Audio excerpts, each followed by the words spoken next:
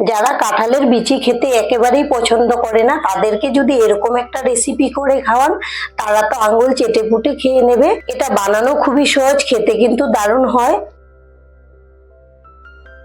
তাহলে চলুন দেখে নিই আজকের রেসিপি। নমস্কার বন্ধুরা, আজকে আমরা কাঁঠালের বিচি দিয়ে অত্যন্ত লোভনীয় স্বাদের একটা রেসিপি করব, যেটা আপনারা একবার খেলে বারবার খেতে মন চাইবে, এতটাই টেস্টি। সবার প্রথমেই কাঁঠালের বিচিগুলোকে ছাড়িয়ে নেব। এই যে কাঁঠাল গুটিগুলো আমি নিয়ে নিয়েছি, এবার একটা বটি দিয়ে কেটে নেব। একটা কাঁঠালের গুটি নিয়ে নিলাম, সাইড থেকে এভাবে কেটে নেব। এরপর যে সাদা খোসাটা আছে এটাকে এভাবে ছাড়িয়ে নিতে হবে। আর এই লাল অংশটাকেও যতটুকু পারবো কেটে বাদ দিয়ে দেবো। এই যে এরকম করে চেঁচে নিলেই কিন্তু হয়ে যাবে।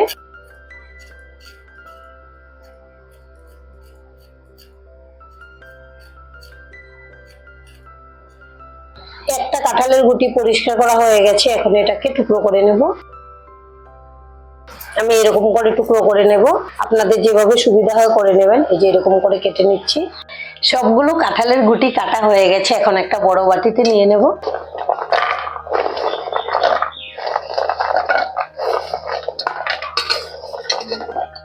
এবার জল দিয়ে ধুয়ে নেব। 2-3 বার জল পাল্টে পাল্টে ধুয়ে নিতে হবে।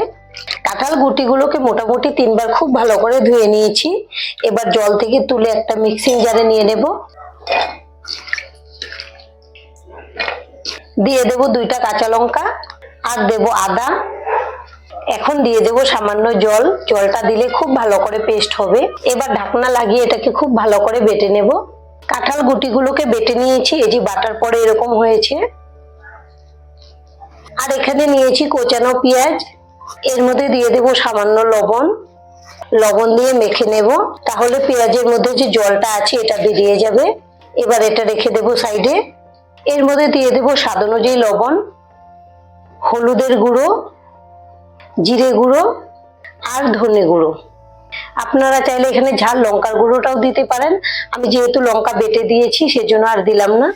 এখন নিয়ে নেব একটা ছাঁকনি, আর এখানে নিয়েছি 1 বাটি বেসন। এখান থেকে আমি বেসন অর্ধেক নেব, প্রথমে চেলে নেব। যতটুকু লাগবে অল্প অল্প করে দিয়ে মেখে নেব। গুটিগুলো রয়েছে এগুলো একটু হাত দিয়ে ভেঙে দেব। পেঁয়াজগুলো 5 মিনিট রাখার পরে দেখুন কতটা সফট হয়ে গেছে। এখন আমি এর থেকে জলটা বের করে নেব আর সরাসরি এই কাঁঠাল গুটির মিশ্রণে দিয়ে দেব। আপনারা যদি এটা নিরামিষ দিনে করতে চান তাহলে পেঁয়াজটা বাদ দিয়েও করে নিতে পারবেন। এবার সমস্ত কিছু একসঙ্গে খুব ভালো করে মেখে নেব।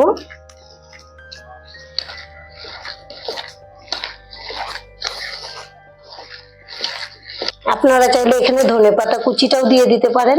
খুব ভালো করে মেখে নিচ্ছি। যতটুকু বেসন নিয়েছিলাম খুব সুন্দর করে কিন্তু মাখানোটা হয়ে গেছে। মিশ্রণটা খুব ভালো করে মাখানো হয়ে গেছে। আর এখানে নিয়েছি একটা ছোট্ট স্টিলের থালা, এতে আমি খুব ভালো করে সাদা তেল লাগিয়ে রেখেছি আগে থেকেই। এবার কাঁঠাল গুটির মিশ্রণটা এর মধ্যে নিয়ে নেব।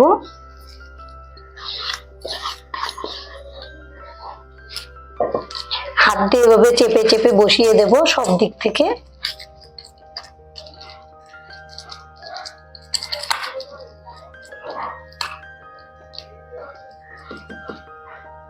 খুব ভালো করে সেট করে নিয়েছি। এবার গ্যাসে একটা সসপ্যান বসিয়ে জল গরম করতে দিয়েছি। এবার এর মধ্যে বসিয়ে দেব মোমোর ট্রে। থালাটাও এর মধ্যে দিয়ে দেব।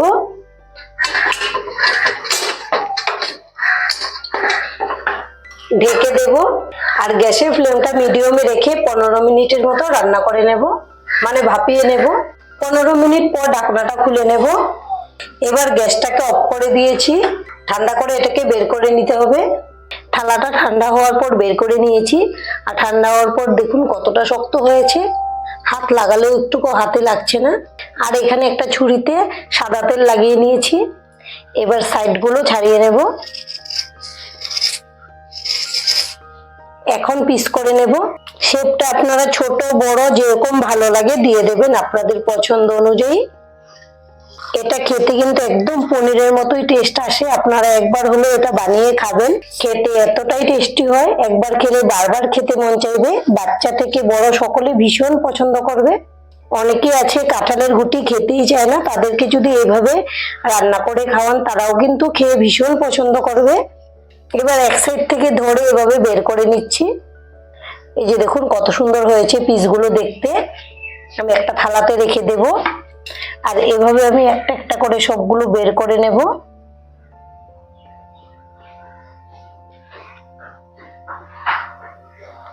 সবগুলো পিস বের করে নিয়েছি।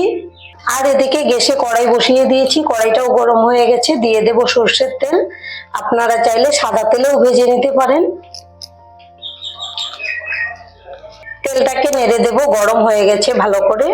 এবার পিসগুলো দিয়ে দেব তেলের মধ্যে।